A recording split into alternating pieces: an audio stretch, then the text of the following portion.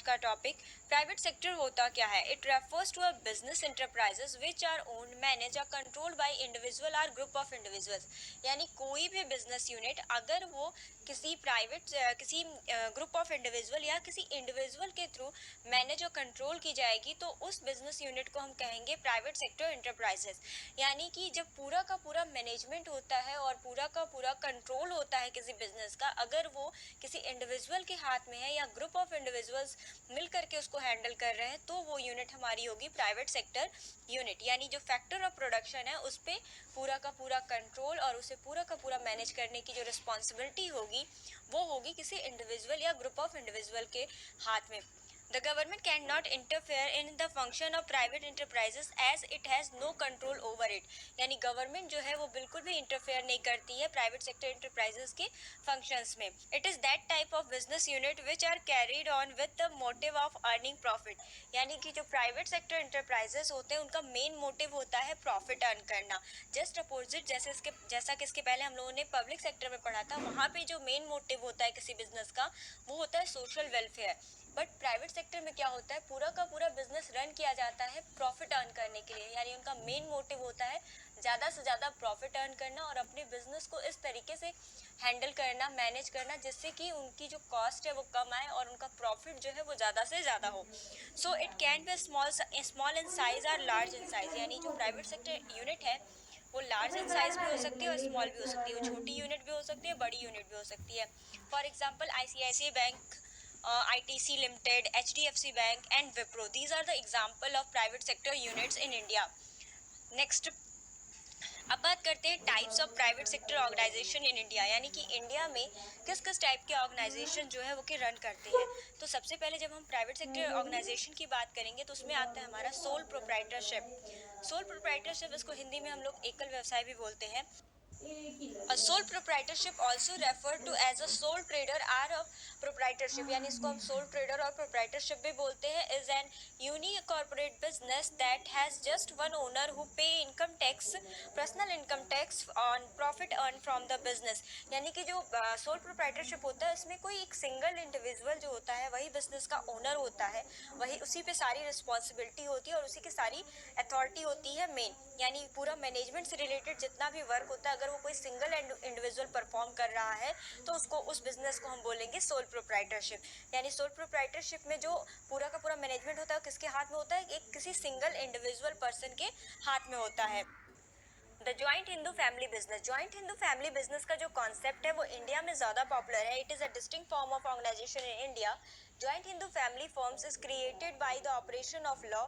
It does not have any separate or distinct legal entity from its members, that of its members। Separate legal entity का जो concept है ये company के case में apply होता है। यानी कंपनी की जो आइडेंटिटी है और कंपनी के जो ओनर की आइडेंटिटी है वो दोनों सेपरेट होती है। यानी दोनों की जो आइडेंटिटी है वो सेम नहीं होती। यानी जो काम कंपनी करती है उसके लिए कंपनी रिस्पॉन्सिबल है और जो भी टास्क जो ओनर परफॉर्म करेगा उसके लिए ओनर रिस्पॉन्सिबल है। तो ये होता है सेपरेट एंटिटी का कॉन्सेप्ट। ये जो कॉन्सेप्ट है वो जॉइंट हिंदू फैमिली के केस में अप्लाई नहीं होता है। जॉइंट हिंदू फैमिली जो है वो हिंदू लॉ के अकॉर्डिंग एस्टेब्लिश होती है, ना कि पार्टनरशिप लॉ के according.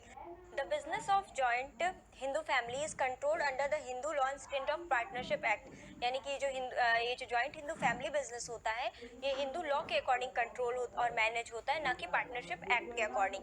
The membership in this form of business organisation can be acquired only by birth or by marriage to the male member who is already a member of joint hindu family।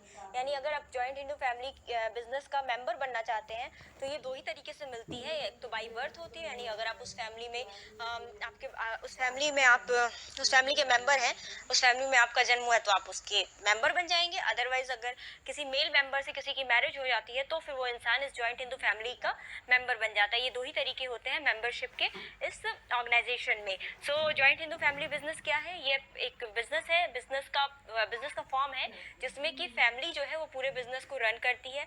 इस business का जो member होगा वो family member ही बनता है और इस business में जितनी भी एक्ट होते हैं, जितने भी फंक्शंस होते हैं वो सब कुछ फैमिली मेंबर्स ही परफॉर्म करते हैं और ये बिजनेस जो है हिंदू लॉ के अकॉर्डिंग मैनेज होता है, ना कि पार्टनरशिप एक्ट के अकॉर्डिंग।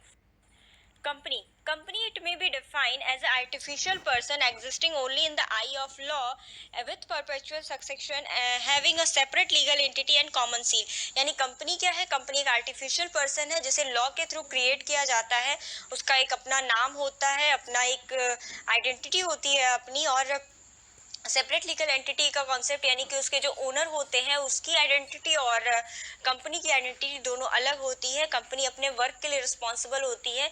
जो कंपनी का अपना एक कॉमन सील होता है, यानी कि वो उसका सिग्नेचर, जिसको कि हम कह सकते हैं कंपनी का, जिसके थ्रू कंपनी जो है जिसके थ्रू कंपनी की जो है पहचान होती है। तो ओवरऑल कंपनी क्या है? कंपनी का आर्टिफिशियल पर्सन है जो कि लॉ के थ्रू क्रिएट होती है। इसकी लाइफ जो है वो किसी भी इसके मेंबर पे डिपेंड नहीं करती, यानी मेंबर्स में कहा जाता है कंपनी के केस में मेंबर्स में कम, मेंबर्स में गो, यानी कि शेयर होल्डर्स जो है वो चेंज होते रहते हैं, बट कंपनी जो है वो उसकी लाइफ जो है बहुत लंबी होती है, वो चलती रहती है। Having a separate legal entity, यानी कि कंपनी की अपनी एक अलग जो है वो पहचान होती है। ओनर की आइडेंटिटी और कंपनी की आइडेंटिटी दोनों अलग होती है।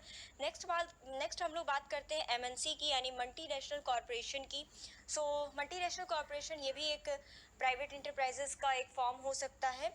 मल्टीनेशनल ऑर्गेनाइजेशन यानी कि कोई भी बिजनेस यूनिट जो बहुत सारी कंट्री में एक साथ जो है वो अपना वर्क परफॉर्म कर रही है, अपना जो है वो बिजनेस रन करती है। They are huge industrial organisation with extend their industrial and marketing operation through a network of their branches in several countries. यानी अगर कोई भी इंडस्ट्री, कोई भी बिजनेस जो है एक साथ बहुत सारी कंट्री में रन कर रहा है और वहाँ अपना बिजनेस ऑपरेशन परफॉर्म कर रहा है, तो हम उसे एमएनसी की कैटेगरी में रखेंगे। और ये भी एक फॉर्म होता है हमारा प्राइवेट बिजनेस का या प्राइवेट इंटरप्राइजेस का।